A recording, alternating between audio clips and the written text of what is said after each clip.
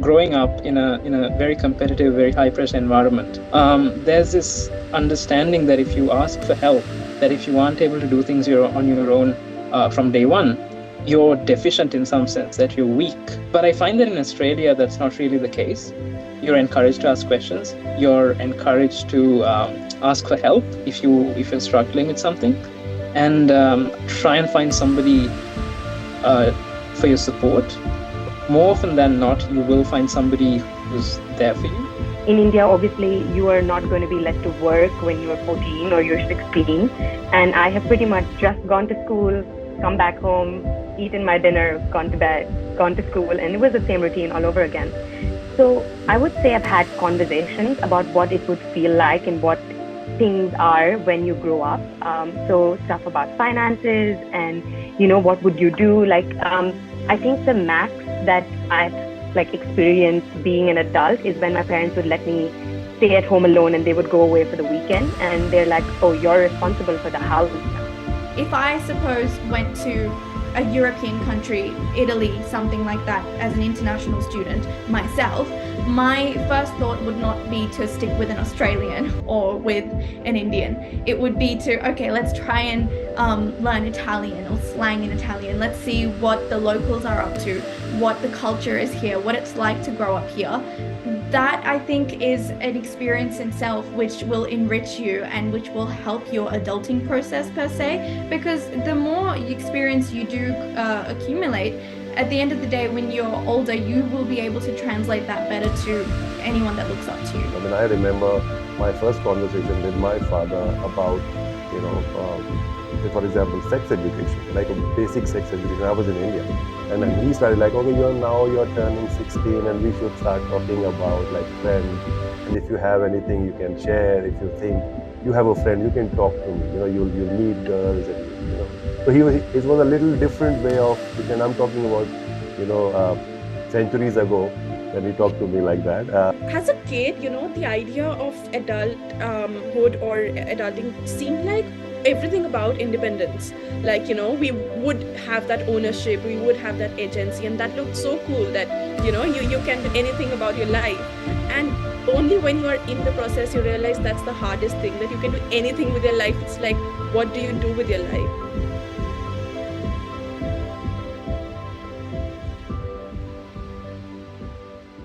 सो ACT देसी पे आप सबका स्वागत है फिर से, और आज हम वापस आए हैं ACT देसी के सेकंड राउंड टेबल पे, दैट इज द ACT देसी youth connect second round table with 3 wonderful guests and our own brand ambassador for ACT Desi Youth Connect, Ananya Banerjee. और हम आज बात करने वाले एडल्टिंग के बारे में. एडल्टिंग क्या है मुझे भी नहीं पता, क्योंकि मैं तो अभी भी बच्चा ही हूँ, लेकिन आप सब लोग जो अडल्ट हो चुके हैं, इन सब चीज़ों के बारे में हम डिस्कस करेंगे. हमारे साथ हैं गजल, चमिका और श्रेया अनन्या के साथ, और मैं हूँ आपका अपना देसी आरजे विकास, जो लेके आता है आप तक ACT देसी हर शुक्रवार रात 8:30 बजे इन कैनबरा और 4 बजे in India, only on 2XX FM 98.3 people powered radio.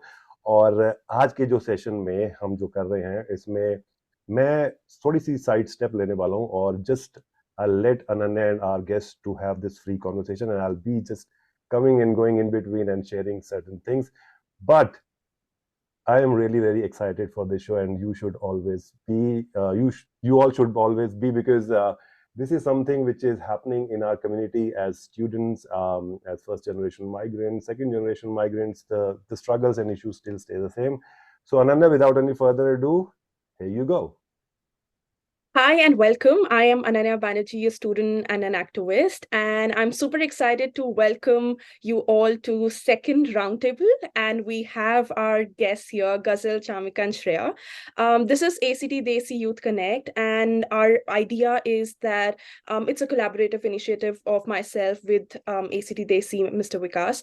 All we want to do through this meaningful conversation is bring out youth voices, talk about issues that matter dear to us. In the last roundtable, we talked about mental health and racism, and we had people from Bangladesh and India, Pakistan, and it was such a meaningful, friendly, beautiful conversation that people loved hearing, and people got back to me and Mr. Vikas about how unique and creative this initiative is. And I think it's just possible because we have some brilliant guests with us every time. So welcome. How are you feeling? How is it? Are you excited for it? Anything on your top of your mind? How are you feeling, Ghazal? I'm always excited when I'm speaking to you, Ananya. Awesome. Sounds great. What about you, Chamika? Yeah, I'm looking forward to hearing what everyone has to say. I think it'll be a pretty productive conversation, and hopefully, whoever's listening can make good use of it as well. Absolutely. What about you, Shreya? Yeah, just like Ghazal said, it's always a pleasure talking to you, Ananya. And Ghazal and Chamika are also my friends, so I think it's very nice. It feels like a very friendly discussion. So I'm excited.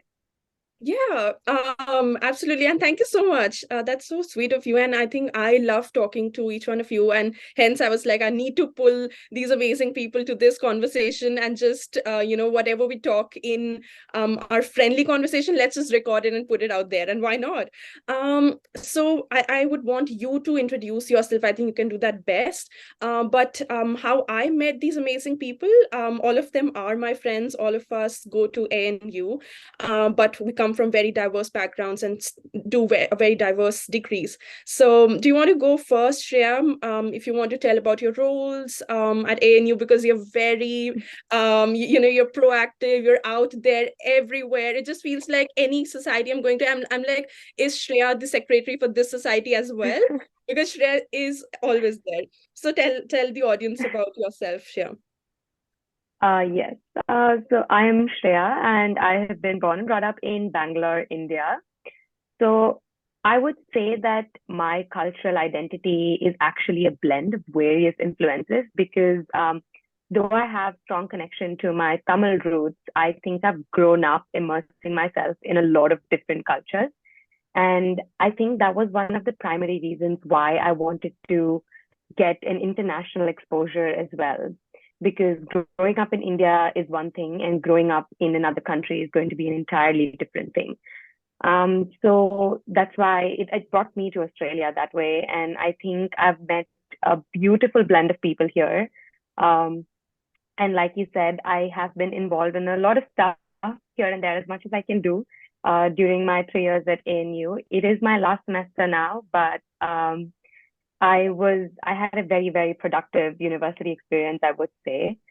And like you said, I am currently the secretary of the International Students Department and also the South Asian Society at ANU, which is called ACTA. Besides that, I also do a little bit of volunteering here and there when I can. But I think all of this just stems from my passion to kind of experience different cultures and talk to a lot more people in the process of doing so. And I think these experiences have been instrumental in actually shaping my cultural adaptability. So I have worked with Ananya as well, and I think it's just amazing to see how different and diverse and yet connected we all are in our thoughts and actions. So I think everyone should put themselves out there because it is a beautiful experience as long as you're willing to take it. Wow, that was amazing, Shreya. That was so beautiful. I think I just traveled through your entire journey from where you come from to your entire 3 years journey here, and that's beautiful. And I think that was such a modest introduction, but yes, you are one of the kindest a person I've ever met. But anyways, Chamika, if you would want to tell about yourself, your cultural identity, yeah, over to you, please. Thank you, Ananya. Yeah, hi everyone. I'm Chamika, and I'm in my penultimate semester of uni here at ANU. I'm studying a bunch of different things, but mostly to do with the humanities. And I think, unlike everybody here on the roundtable today, I'm not Indian. I'm Sri Lankan, but I have had the pleasure of spending about 4.5 years in Delhi. So I feel quite connected to the broader South Asian identity, and I think that's something which as South Asians we need to try and foster this sort of collective identity because a lot of our shared experiences actually do translate quite well to each other. And in my time here at ANU, I've been quite fortunate to meet a lot of wonderful people, not just within the international student community, even though I've done quite extensive work with that community, but also domestic students with a multitude of cultural backgrounds, and the learning experience that you get when you engage with these communities, the diversity of perspectives. I think that's quite beautiful. The fact that I'm here in Australia and in Canberra in particular is quite coincidental, because when I was looking at places to go to uni, I wasn't even considering Australia, much less Canberra. But somehow, by combination of circumstance and destiny, I'm here, and I'm very happy. I think something which I tell people when they ask me my opinion about Canberra is the fact that regardless of whatever bad that I can say about it, I don't regret coming here for 1 minute.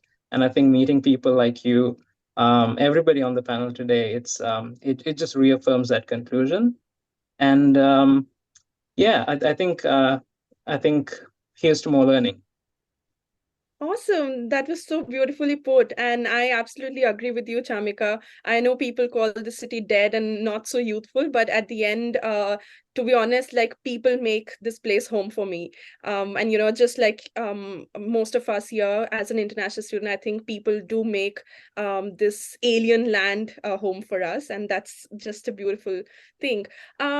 About you, Ghazal, are you here with us? Hence why I can share a different perspective, having grown up in Western countries. I think at this point, I've probably mastered the art of balancing two cultures and two completely different cultural identities. And in terms of my studies, I just finished a bachelor's in international relations here at ANU, after which I jumped straight into master's of strategic studies. Don't ask me why I did that. I really did enjoy it. So I continued to take that forward. I do have to say, I was studying in a university in Sydney for about a year before I moved to ANU. And I also thought that Canberra would be the most boring place in the world, completely dead. And, it's a city that ends in 30 minutes if you go from one end to the other. So I really wasn't expecting much, but it was a very transformative experience to go to ANU, but then also to meet like-minded people like Ananya, like yourself. So I'm quite excited to be here and, speak about adulting and independence. So thank you, Vikas and Ananya, for having me too. Oh, thank you. Our pleasure, Ghazal. That was beautiful. Awesome. I think now, as one panel, let's head towards the theme of today, which is adulting and independence.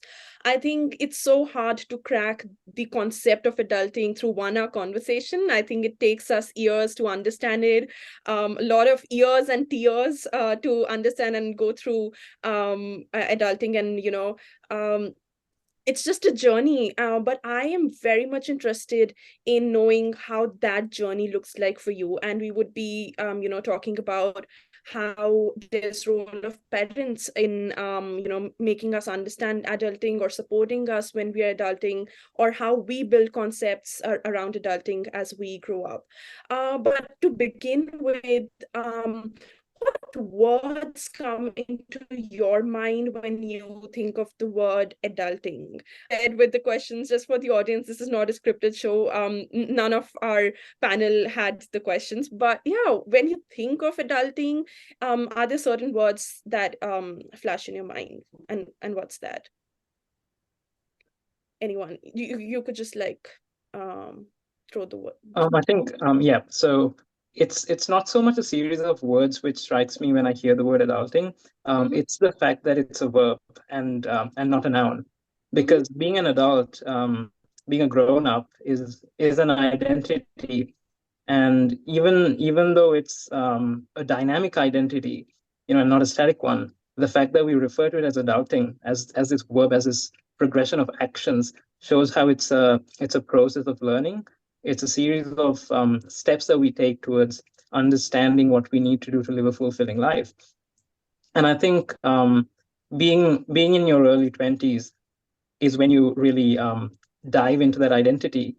And it's such a scary experience to begin with, because you have this immense independence, which is which is quite isolating to begin with. But I feel that that isolation is something which turns to something quite liberating once you figure out what you want to do and how you can navigate life once you learn yourself. Because I think it's as much a process of self-discovery and self-learning as it is a process of learning about other people and society and how to navigate all these structures. And living away from family, living away from home, you have no choice but to adapt, to overcome the challenges, because once you've made a commitment to come to university, that's not something that you can leave behind very easily. It's immensely costly to try and go back to where you came from without fulfilling the mission for which you're here. And I know that this is something which I've been fortunate in, because I do have family in Australia, unlike a lot of other international students. So I've always had that sort of safety net. If something goes wrong, I can always call up a relative, call up my sister, and be like, this happened, I need some help. But for a lot of international students who don't have that luxury, it's a much scary experience. And I think something even if I don't fully understand, I do sympathize with that.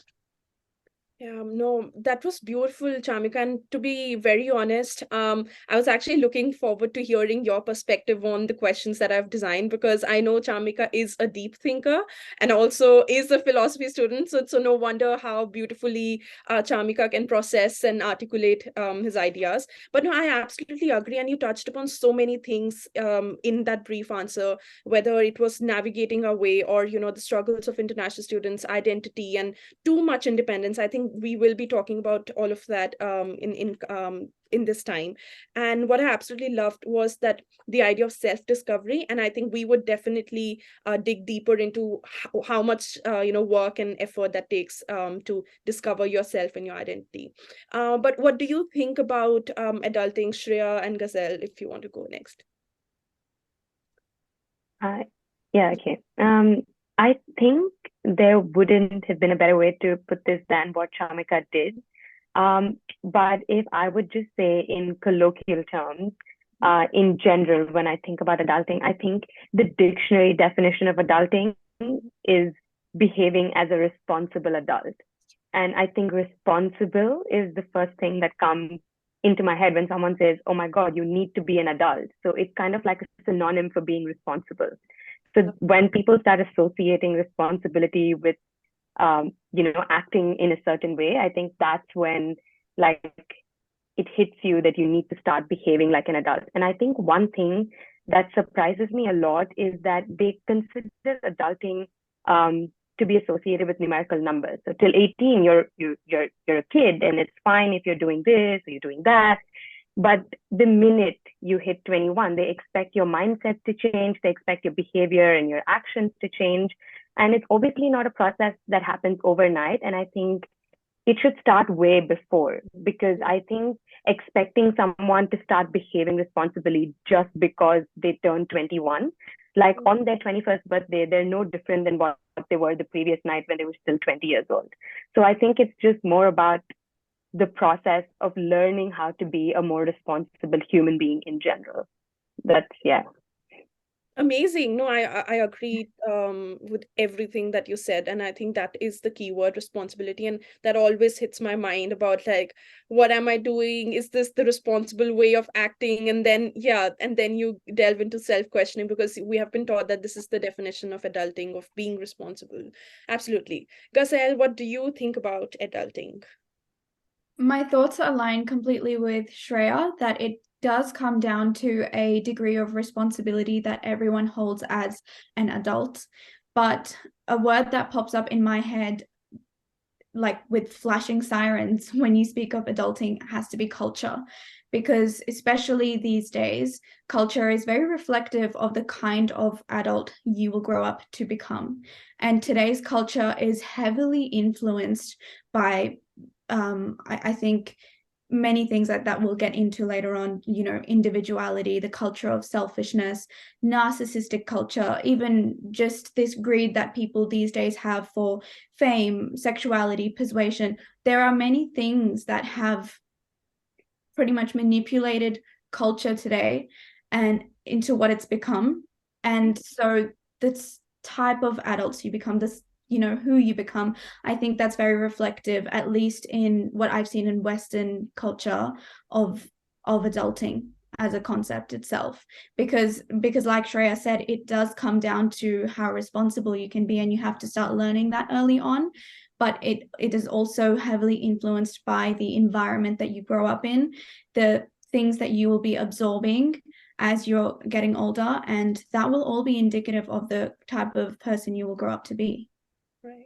No, I agree. And that's the interesting part, that, you know, we might be talking about one theme of adulting, but no theme in this world is, you know, just isolated. There are intersectionality. There is, you know, so many dimensions to it that we'll be talking about. But yeah, that was an interesting perspective. What I'm interested in now knowing is, have you ever had a conversation about adulting with your parents? And if at all, what was it? Was it about your adulting, or was it about their experiences of adulting? Because when I talked to my father about adulting, I remember it was like, I love this thing about your generation, that how you process things and how you think deeply about everything. Because for us, it was just like, yeah, we're just growing up. It's just like no one, you know, told us, and we were not also very aware about, you know, a lot of things of, you know, searching our identity, or you know, there were late realizations. And now he's like, when I talk to teenagers, they are understanding their identity, they're so self-aware, or they're just trying to be, and that was very interesting, because how the previous generation has not always put, you know, identity and self-awareness first, as our generation does. So what has your conversation with your parents been about your experience or theirs? Anyone who wants to?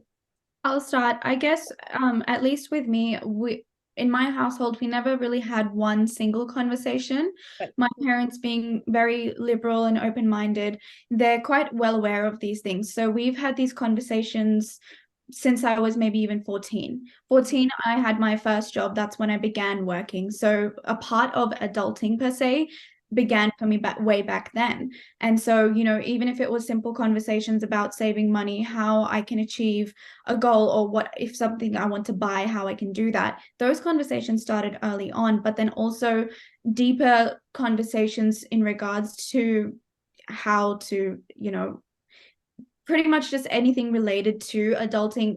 I grew up in an environment where it was very open and you can speak about it. But also, because I was raised in Australia, I was exposed to a lot more of a rapid form of adulting where kids don't stay kids. That's what I've noticed, at least. You know, once you're a teenager, the culture here is you start drinking at 15, 16. People are very open about their sexuality. Schools are, you know, giving you sex education and stuff like that, which sex education, I think it's great. But I mean, like, it's just a very open environment, and kids don't stay young for too long. So I was having very open conversations at home with my parents about everything and anything. So for me, it was never really like a transition just overnight once I turned 18. It was a very gradual process, and my parents were there throughout the whole thing, pretty much. Mm-hmm. Yep. I have a question here, because it's interesting, Ghazal, and everyone. I was just listening and making some mind notes. But Ghazal, specifically to your point, and I've read your, you know, inputs in the form as well that you've put, in the sense of you talked about culture, you know, as a flashing light, and then in that sense, you said that you're balancing between the culture which is outside your house and inside your house, and parents have been liberal and you've been able to talk. But as an individual who is at the center of these two universes, which are two very different universes, how is it that, you know, that whole experience of putting those things together as an individual who's like a bridge kind of, and still maintain, you know, like you said, oh, you know, I understand where you come from, because I am from a little, you know, different generation from you guys. Yeah. And we never had those kind of conversation. And I mean, I remember my first conversation with my father about, you know, say for example, sex education, like a basic sex education. I was in India, and then he started like, okay, you're turning 16, and we should start talking about like friends. And if you have anything you can share, if you think you have a friend, you can talk to me. You'll meet girls, and So it was a little different way of teaching. And I'm talking about centuries ago when he talked to me like that. But yeah, I mean, it in that sense, it's very hard. When I was listening to you, and I could sense that you are holding on to the culture that come from the cultural roots.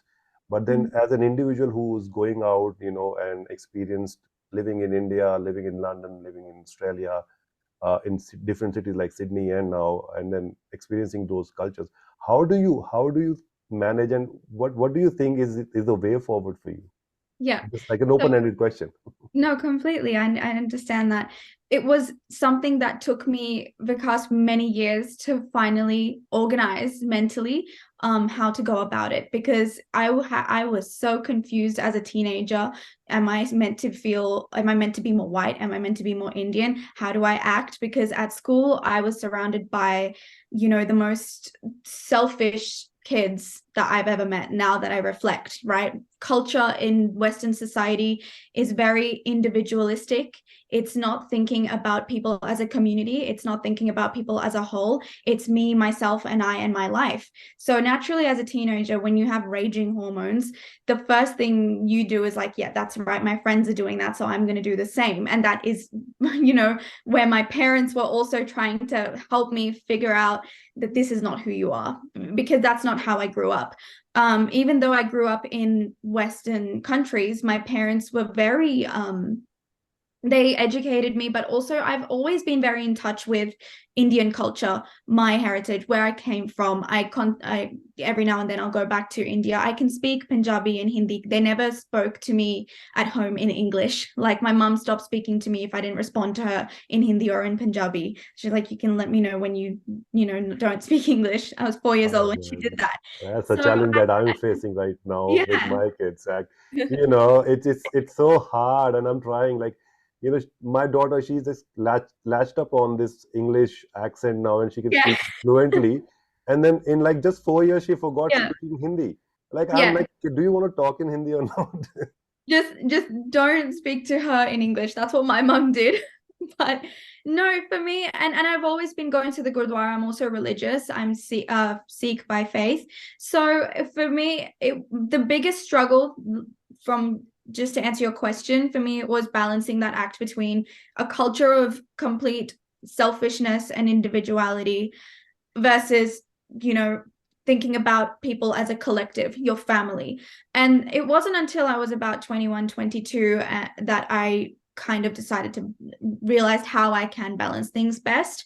And so a lot of it does just come down to, you take the time, you speak about it. If you have that environment at home where you can go talk openly to your parents and say, this is what I am learning from outside, how can I fit that into who we are as a family, then I think you're going to have a very productive outcome, very productive conversation. So for me, the biggest thing was, I think I've just been very blessed in the sense that I can go and speak to my parents about anything, and they don't just disregard it. We have proper conversations at home.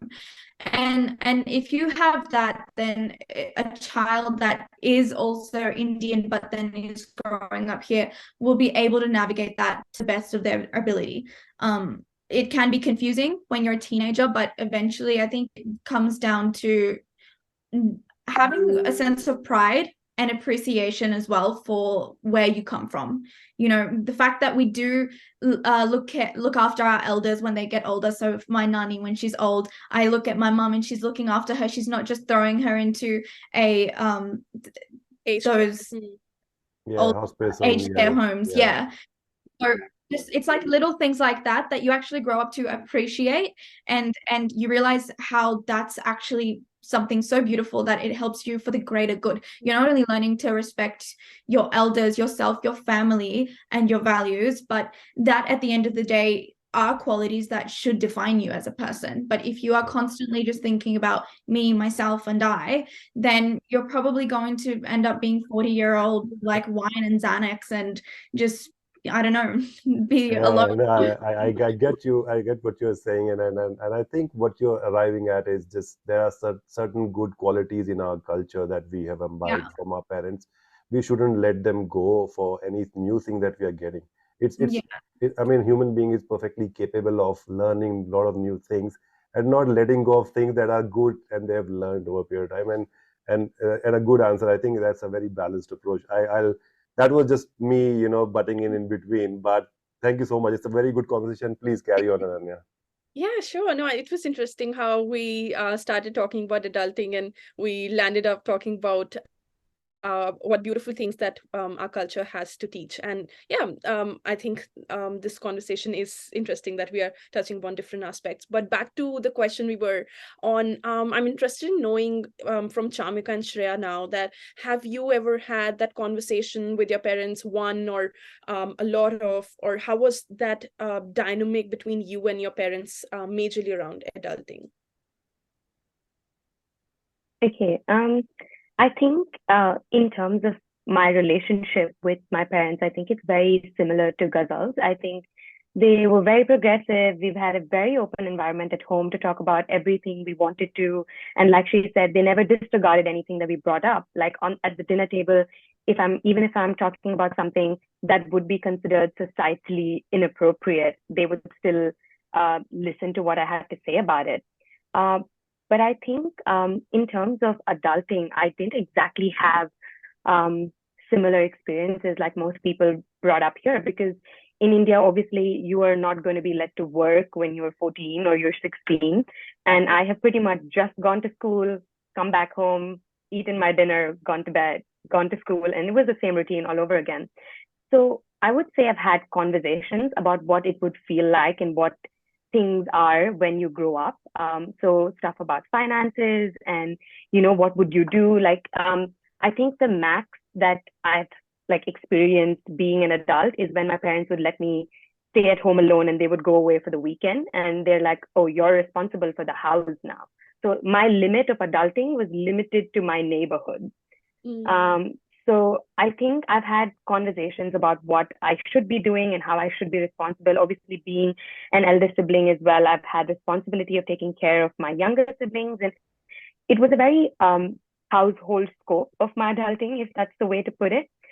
And I think that's why when I came here, the idea of being a responsible adult hit very, very hard and very quickly, because I had to move away from family completely alone to a new place with absolutely no family in Canberra. And it was very difficult because I started working, I had to do uni, and for some reason, I'm also doing my taxes now. And I'm just like, I've spoken about all of this to my parents, but I've never actually experienced any of this. And I think the experiences started overwhelming me a little bit because it all came at once and it wasn't a process for me. So I think more than the conversations, it's the experiences that you have that's actually going to help you in the process of adulting. So you can have a number of conversations and it's probably going to be, it's going to keep you mentally prepared for a lot of stuff. But at the end of the day, I think only when you put yourself in a particular experience is when you actually learn. So I've had my parents tell me a lot about saving money, doing my taxes, doing this and doing that. But I think it all comes down to me calling them up every day saying, why is this so hard? Like, why was I not prepared for this? Like, it should have been a process, but it's all just coming to me at once. And I'm supposed to deal with it all by myself alone, which is not something I had signed up for, is what I thought before. But I guess it's a process of learning. And so far it's not been really bad. No, I agree with you so much, and I could relate with your experiences so much. Maybe also because we we are international students and we have certain similar experiences or the culture that we come from. But no, absolutely, I know like there are days then I'm just ranting to my parents that why didn't you ever tell me that this is what adulting looks like? as a kid, the idea of adulthood or adulting seemed like everything about independence. Like, we would have that ownership, we would have that agency, and that looked so cool that, you can do anything about your life. And only when you are in the process, you realize that's the hardest thing, that you can do anything with your life. It's like, what do you do with your life? Chamika, what's your conversation with your parents been like around adulting? I think what Shreya said resonated with me as well, because so much of the process of adulting you discover by actually doing it. You don't come to it fully prepared. You could have all kinds of conversations with your parents, but it's only when you're actually in there facing all the challenges that you realize, you need to develop the skills that you require to go through it. And when Shreya talked about doing her taxes, that really hit me, because I'm doing that at the moment as well. And I've called up my mother. She's living in Melbourne, and I've called up my mother on a few occasions, asking her how she manages to do that, because it's such an intricate bureaucratic process. Yeah. And it really hit me that as international students, even if we have some international, global, especially Western exposure, it's very hard for us to rely on our families for support once we're actually living in the West, because the experiences that they grew up with are quite different to the challenges that we face today. And that's especially true when it comes to the minor day-to-day challenges of things like navigating the bureaucracy, dealing with stuff like doing the taxes, getting a driver's license. I know all these minor tasks which add up, and they aggregate to become life admin, the sort of day-to-day administration that you need to do to just keep existing, so that you can take care of the more important things in life, like your studies and your work. But in terms of just reflecting about the conversations that I had with my parents during my teenage years, it's interesting how I think my experience is probably a bit different, because even though I knew that I could have these conversations, there was always this countervailing force of societal expectations restricting what we could talk about and discuss. And I'm not sure if my parents would agree with me on this, but this is definitely the impression that I got, that there was a pressure to be a so-called model student, because ultimately, especially in a South Asian household, that is your primary role as a child, to go to school, to do well at your studies, and that sort of shapes the other experiences you have in society and in your day-to-day life. And I think because I spent so much of my youth moving around, mostly because of my family's because of my dad's work, I never had the chance to explore things beyond the walls of the school. And that shaped the sorts of conversations that I had with my parents about adulting as well. Because until I came here and I experienced all these other facets of life, I didn't necessarily even know what questions to ask, much less, initiate conversations. It was just a completely unknown world out there. Um, and I think in that sense, it might be a bit different from the experiences of others here today. But I think it's quite interesting how you don't know what you don't know until you're confronted with the lack of knowledge. Well, I have a interesting conversation here again. I mean, what I heard from what Ghazal said and what Shreya and Chamika mentioned about the kind of expectation that we have. If you are an international student, specifically from India and Sri Lanka and South Asia, for example. I know few of my colleagues and friends who are from that descent. Uh, so it's interesting, like even though you can ask those questions and there's no one stopping you, like you're talking with parents and having but there's something that is like a societal or a cultural upbringing that stops you from asking or getting into those kind of conversation, like whether it is money, whether it is something to do with adulting or sex education or something. It is expected that you have your own peer network. You'll start learning when you learn yourself, and there's like an understanding that okay, they will learn on their own. Now that you are like an international student and in a place like Australia, and you see, like, as everyone, each one of you will be experiencing yourself. It's a very open culture. You talk about it in school, sixth standard onwards. They're like, and it's improving in our back in our countries as well. Now people are started talking about all these things because of globalization. But when you talk about money matters, do you think it should be like a conversation apart from other things that we talk about?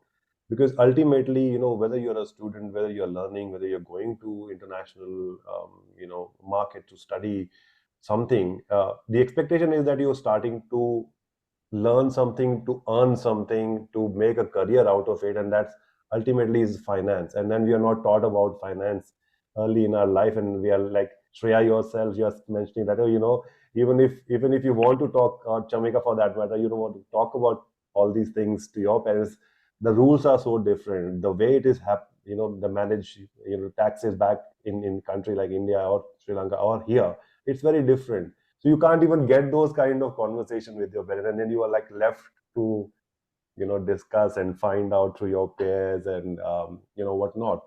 But yeah, I mean, this just a comment. There's no feedback required, but I think Ghazal has something to say. No, I just wanted to quickly add before we moved on to the next question that when I hear perspectives from, international students, I don't know why, but every time it still takes me by surprise that our perspectives on adulting can be so different just through our experiences. Because for me, before Ananya, you even approached me about this podcast itself, and then you told me that we're speaking about adulting and independence. The whole concept of adulting itself kind of just like took me back a bit. I was like, what do you mean by that?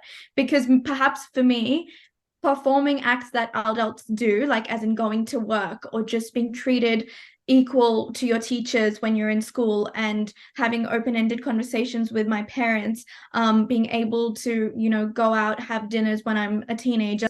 Like Vikas said, it happens through experience. You don't know it until you do it.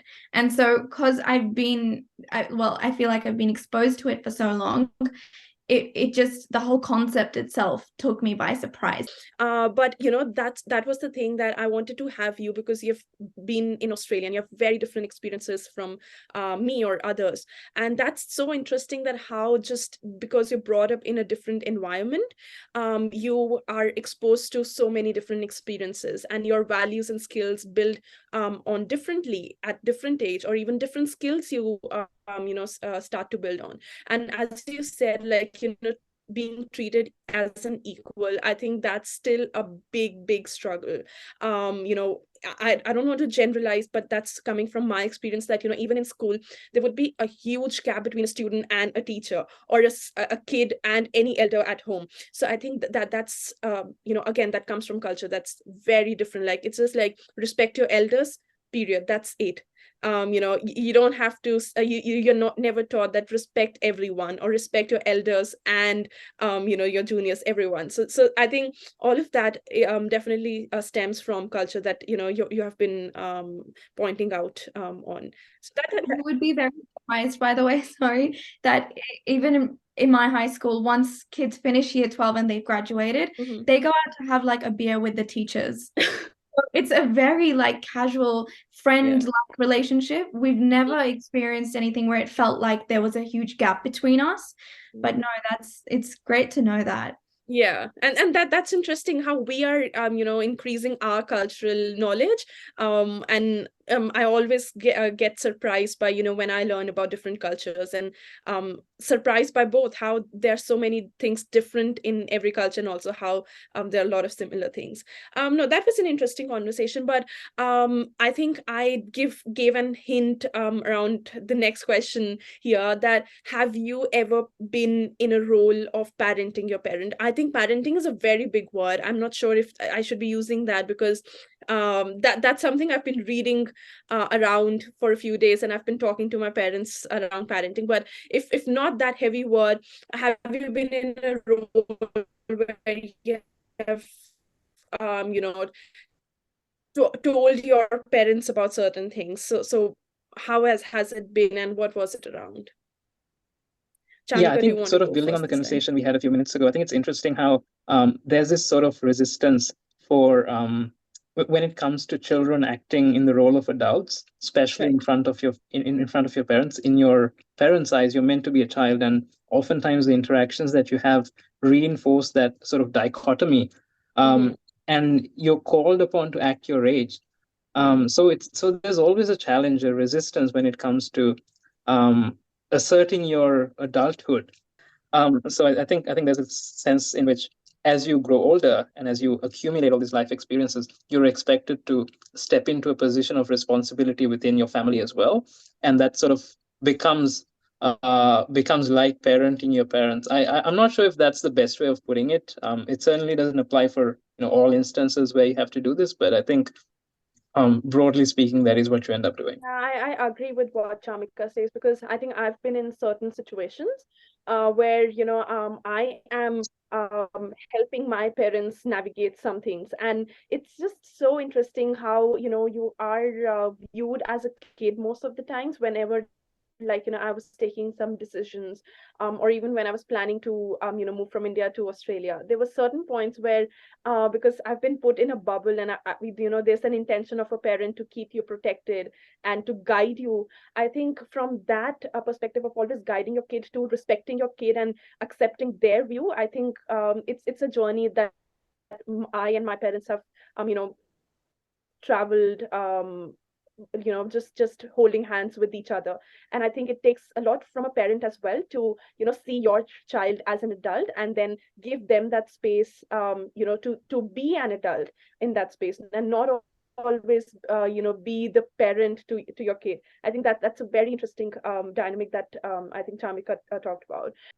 Yeah, do you have anything to add on, Ghazal or Shreya, on this? Otherwise we can move on to further questions. I mean, I think just one additional thing that I wanted to say was, I think it's a beautiful growth in the emotional relationship that my parents and I share right now, because earlier, obviously, we had an open space, and they did let me talk about a lot of things. But I think after moving overseas, and I think this is the first time I think they have viewed me as an actual adult who's capable of living her life on her own, because it felt like I was in my nest before, but now I'm actually flying away from them, and they can see that happening in front of their eyes, probably because I don't live with them anymore, and they're seeing me do things that I do that usually would have been done by my mom, myself now, or my dad. So I think it's more about emotional advice and conversations that I have with them that's changed. I mean, I wouldn't say this would be parenting my parent, but I feel like my mom now calls me up and she talks to me about stuff that's happening in her life. I mean, she did that before, but now I feel I can give her advice, and I've realized that everyone is kind of facing the same problems, but it's just the complexities and the intricacies involved in the problem that's different. And I give some advice to my mom, and then she's all like, you're growing up and you're giving me advice that actually makes sense in the real world. So as much as she doesn't want to believe that I'm growing up and I'm capable of being in that position to give her advice, she's happy that I'm transforming into that human being that she can have emotional conversations with. So I think it's more about the growth in the emotional relationship that I've had with my lived experiences alone and the kind of struggles that I've also gone through. Yeah, that was just one more additional aspect that I wanted to add, touch on the emotional involvement in the relationship. Thanks for bringing that up. And again, it is so relatable. Does it?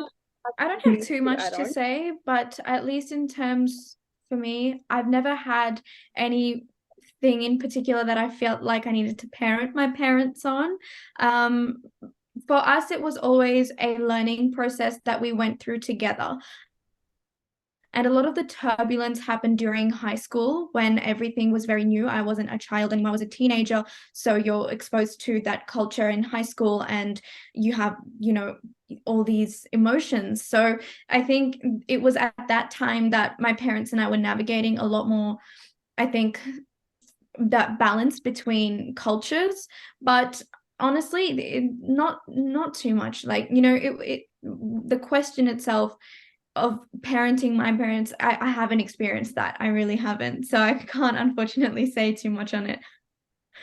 Okay, can I just like move this conversation towards a different direction? I mean, it's obviously aligned to the topic, which is adulting and being independent. So I was reading through your you know inputs that you've put in that form, and Ghazal, I read from your point of view as a citizen in this country, but still have roots, Indian roots. There's very nice observation that you have put, and I want to just talk about that, which will also lead us to multiple facets of mental health, emotional health, being independent in a country outside your own. So you made this comment, and I think it makes a certain sense, but I want to delve a little deeper. So you said that we have separate events for international students, and like international students from say India, so China, South Africa, wherever. And then so you actually put up a question which was very interesting. Say, so I'm just reading what you've written here. It said my question would be, could that separatist format of building community potentially be the reason why international students may become too comfortable and limited to branch out to the local communities and extend further socially? Does that confine you in a box of your own community? And then coming from our backgrounds, we have like Hindi, Tamil, Telugu, all those, and then in further there's another different level, and then you're a student, and then you have like international student, and then so open forum for, because since Ghazal has put this up, I'll go to her last, but I'll go to Ananya first because she is also an international student, and then probably Shreya, and then Chamika. Just quickly, like, because we are also like running for time here, so just quickly, because this will be like a compact thing of everything that we are talking about here. No, I absolutely, I think I get what Ghazal means. Please do interrupt Ghazal if you want to. But I think if we have these communities here, like when even I came here as an international student, and I knew like there are way too many communities, like Bengali association, this, that, and like cultural and everything. What good thing about is that you get some support system. But on the other hand, I do feel that sometimes you restrict yourself to those communities, and you realize that you have to open your horizons. You have to expand instead of being part of this things, and you stop viewing yourself as an Indian or an international student. There's so many identities that the umbrella identities that you miss out on because you go into the microscopic ones, and you want to associate with those. So I think it's so much about what a person is seeking. If you want to seek support, or if you want to build on connections, and if you want experiences and exposure, I think it is very limiting in that sense. I don't know if you agree or not. Yeah, I think it's actually very, very interesting, because I never thought about it that way. But now that I've reflected upon what the question was, it actually is surprisingly true. Because like Ananya mentioned before during my introduction, because I've been a part of a lot of societies, and I do a lot outside of university as well, I've noticed that so I do attend events that are for Indians in general. And because I'm Tamilian, I also attend Tamil specific association events. And I've noticed that the Tamil association is so well knit, mainly because we are a smaller community in Australia, but I feel it's very well knit. But I have never seen any of those people come to the Indian event, though they are Indians in a sense. So it's very surprising, because I think it somehow happens subconsciously. And I think it's more about being comfortable in the circle that you've grown up with, that it feels like, at least for me, I think if I'm in the room as well, in a bunch of Indians, it will be easier for me to connect with someone who is Tamil speaking. And I feel like if I build a rapport with them and I'm comfortable in that relationship, I wouldn't see the need to put myself out there, because I'm having a good conversation. I'm having a good time at wherever I am with the person. So subconsciously it requires some action from within for us to actually put ourselves out there. So I think it's going to happen inevitably, but yeah, it's more about how we reflect on it and act. Yeah, I think what Ananya said about not having to build context every time you want to be understood is very important. And I think, Ananya, you put it incredibly well. That was very well articulated. That was exactly what I wanted to say as well. But the second point that I had in mind is the fact that every international student wants something different out of their experience in Australia. And I don't think it's fair to judge people for wanting to just be here to get a degree and then go back home. And if you're one of those people, it makes sense to, to to stick within the cultural circles with which you're already comfortable. But if you're somebody that wants to experience this country, I think there's something quite tragic about being very insular. I think it's obviously a two-way effort. The community has to be receptive, but you also have to be open-minded enough to seek out new opportunities, to seek out new to seek out new communities, to seek out new experiences, and to experience the variety of cultures and diversity out there, and to learn about these. And I think for me personally, even though I'm Sri Lankan, I think most of my friends here at uni are from India, which is interesting because I spent a lot of time in India. And during that time, I never felt like I was Indian, but I never felt like an outsider either. So I think personally for me, there's been this sort of very beautiful synthesis of cultures where I'm equally comfortable with my own people, but also with people from India. And I think extrapolating from that to a broader context, what we should be aiming for as international students is to become comfortable with the multitude of cultures. Not necessarily losing our identity. We need to be grounded in who we are, because ultimately that's what shapes our self-perception and our identity. But we can't afford to be insular. And I think what Ghazal said at the start of the conversation about navigating and balancing multiple cultures becomes important here, because you need to be grounded within your own upbringing, your own culture, your own values, but you can't afford to be narrow-minded and insular, because as soon as that happens, you limit the opportunities that are available to you. So I think it's also a balancing act in that regard. And I personally, encourage people to look beyond their own context and experience the multiculturalism of Australia. I think it's quite beautiful, but I also think there's some points of weakness which need to be addressed. Yeah, I think the I think the broader point, and I think all of you have nailed it in some form or the other. And I understand it's like diversity in the viewpoint of everyone is different, and you have a different viewpoint of your situation. And I completely with Chamika when he said that it's, if you want to be in your community and enjoy your time here in the way you want, you are nobody should be making any judgment on that. But also, do you think that it's fair to say that when you are, what I'm trying to ask, and it's a very complex question. I don't know how to put this. I'm not a philosophy student, and neither have I done any thesis. So I struggle with words. So pardon me for that. But what I'm trying to understand in general language is, although you want to spend that kind of time where you want to, but then isn't that what is expected of being adulting and going to a level wherein you have to imbibe things around you, learn more, grow more, and then not just stick to one frame? Because in your inputs, Chamika, you mentioned overcoming both insularity and exceptionalism. So because if you don't move out of that zone, probably you're just limiting your thinking or your growth, or people around you would say, oh, he wouldn't attend it, so why bother? Can I actually just add that exactly, I completely agree with everything Chamika said, but a common theme that I got when I was hearing everyone actually answer that question was support system, comfort zone.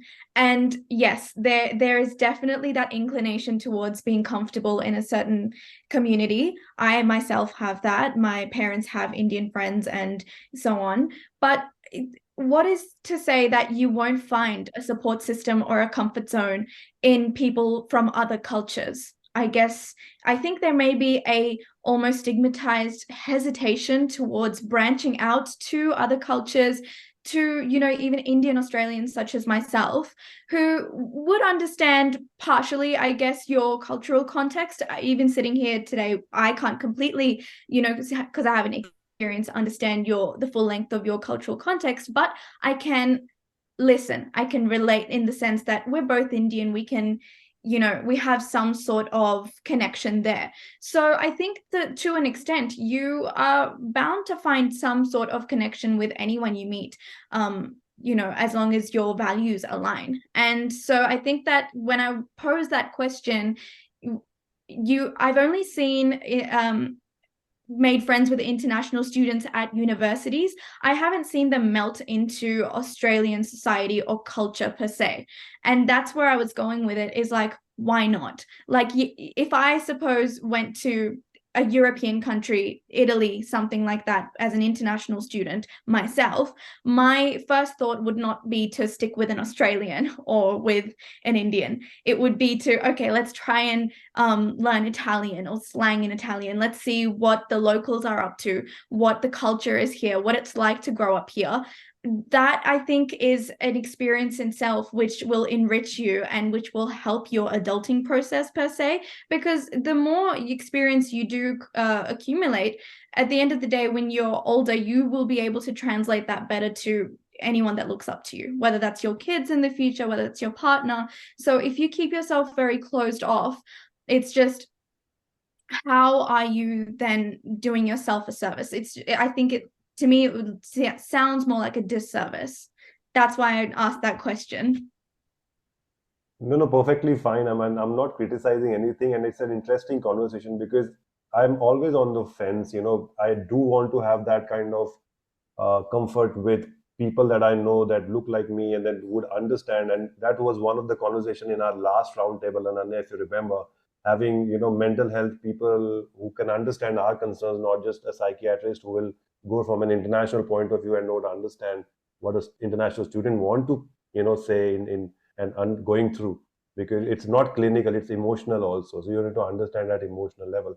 But on the other hand, why I posed that question was because I also have felt like, even though you may not find a lot of people from say international community, like people from Australia would become like your instant friend or that soulmates or something, but I've also realized that people from our own origin don't really become your soulmates, even if they are from the same country or same state or same talks the same language. I mean, sometimes you find people, as Ghazal has rightly said, is just, if your values align, why not? And why not explore ourselves? Why not open our wings a little bit and explore while we are out of our comfort zone in this country wherein we have so much independence. It's just that, and everything Chamika, Shreya, Ananya, Ghazal, and you have said, all that makes sense, and it's very individual, and all respect to whatever you guys feel. So so I conclude with that, and I'll pass the mic again to Ananya. Sure. I think now we're coming towards the end of the conversation. But before ending, what I want to ask all of us is certain values and skills that we have, acquired or built on, through our experiences, or we have, learned from our environment, that have helped us, if not thrive, at least survive with adulting. As I remember initially, Shreya was talking about how, she would, like, because of her parents, she would, take care of the home on weekends. So that equipped her with certain, maybe that just feeling independent, or like being able to know that, oh, I can do this, or that trust from your parents that, yes, Shreya can do that, because you're growing up. So there's certain skills that you learn, or certain values that, you get. So has there been certain things around you that have helped you adult better? Because as I could relate to Shreya's experience, I remember how I was protected at home because we were two daughters, and there's also the concern of, girls' safety. So my parents would always have a driver for us, but he would let us go anywhere with the driver. But then my parents would encourage me to do stuff, whether it's, going out in the market and buying stuff or paying certain bills, or, I remember applying for bank loan for my, international, like the education loan for coming here. Yeah. So I'll try not to be as philosophical with this one. Okay. I think two things which have helped me survive in Australia, really, especially at uni. The first thing is meal prep. Always do your meal prep, because having a good meal on a difficult day, it changes everything, especially when you're grinding for an assignment or studying for an exam or something. On a bit more serious note, I think don't be afraid to ask for help. This is something that I still struggle with greatly, because growing up in a very competitive, very high pressure environment, not necessarily my family, but academically for sure, there's this understanding that if you ask for help, that if you aren't able to do things on your own from day one, you're deficient in some sense, that you're weak.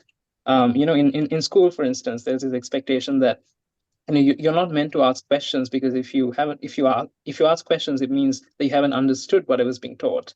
But I find that in Australia, that's not really the case. You're encouraged to ask questions. You're encouraged to ask for help if you're struggling with something.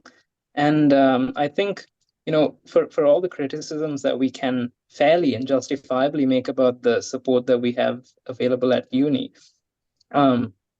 if you're willing to speak out, if you're willing to try and find somebody for your support, more often than not, you will find somebody who's there for you. And that could be, your professors or your tutors. There could be your friends. It could be members of the community. If you're living on campus, your SRs. I'm not saying that that's a perfect system. I'm not saying that it always works, but being willing to ask for help to overcome that initial hesitancy. And in many cases, definitely for me, the expectation that I need to be self-reliant, to overcome that, and to acknowledge that you're not always 100% strong, that you do have moments of weakness where you need to rely on other people. That goes a long way in helping you cope with the difficult days in your lives. I've already discussed like what skills per se or values have helped me. It's obviously the open-ended conversations and working from a very young age. So I'm not going to dive into that again, but I'd actually like to share a very different perspective to all of us. When you're eventually forming in those years, you want to be able to have those conversations with the right people, which would be your parents, and not your friends who are also just as naive as you. So I think that when it comes down to the skills that you can harness, it comes from, who, I guess, the way that your parents raise you, that plays a really big role.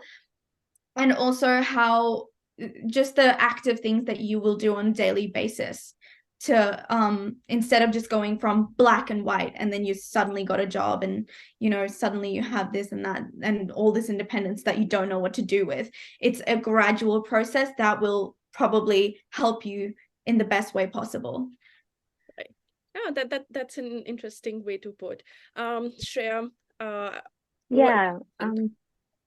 I don't want to delve into this more than what Chamika and Ghazal have already beautifully put. I think just tying what they both said, it's more about starting little in your years. It's more about starting somewhere. And it's about accepting that people are going to tell you that it's not going to be easy. I think we talked about a lot of things, everything around, culture and adulting, and how we had the diverse group of the panel. And what I absolutely am taking away from this conversation is, this is a process and we all are work in progress. There's no perfect path. There's no, perfect way to reach, that you say that, okay, you are a perfect adult. I think this is, imperfections make us beautiful. So thank you for your time, and most importantly for your amazing mind-blowing thoughts. And yeah, it was a beautiful conversation that I thoroughly enjoyed and learned so much, to be very honest. Yeah, it's just that so beautiful conversation that we've had, and then just shows how independent you guys are. Like, it's, I mean, at your age, I was just thinking, what I should be doing, and it's as I said, it's like million years ago. So, but yeah, I really enjoyed these kind of conversation, because it also lets me reflect on my, life has gone by and what has changed and how can I grow and keep up to date with the current generation as well, because it's I mean, I believe that if a person has stopped growing intellectually, mentally, or emotionally, you've lost it. I mean, why are you here? It's just you've stopped everything, because the time doesn't stop, so you have to keep growing, learning something new, and whatever you like. You If it's just like painting your own house, I mean, that's what I want to do. I'll start learning painting my own house now, because it's just a skill I want to have. So it's something that you should be doing, and you are always doing all that stuff. What I want to just leave behind you guys and everyone who's listening to it is that if there's anything, that as ACT Desi or in my personal capability I can assist you with, help you with, be it your financial, be it your emotional, be it someone to listen to, you have to say something and just be your buddy and no judgment whatsoever and help you in any way, I'm here. Just reach out to me, Ananya, and then we can have these kind of conversation off the record and help you in a way if you like. So don't hesitate. There is someone who's here to listen to you, to help you. I mean, I don't have much experience. I don't count myself as like a buddhi jivi, but I have some life experiences which I can share with you, which probably might help you. But yeah, it was fantastic. Thank you so much, you guys. I mean, you're coming to this wonderful ACT Desi Youth Connect, Ananya, to have, run this through, all of you sharing your experiences. Having some conflict is good, and that's what I was trying to do. Build some conflicts. I have like good conversation, coming around, not a linear conversation, but good conversation. It helps find the right balance. But yes, for all those listeners, now we are done with our second roundtable. We will be coming back with another episode of ACT Desi Youth Connect with Ananya and with some more beautiful youth of our, community, and share their views about things, and maybe we'll find some good solutions out of those conflicts and interactions. So do tune in to ACT Desi and keep listening and keep growing. And as I always say, stay calm and act Desi, because that's the way it is. Thank you so much once again, guys.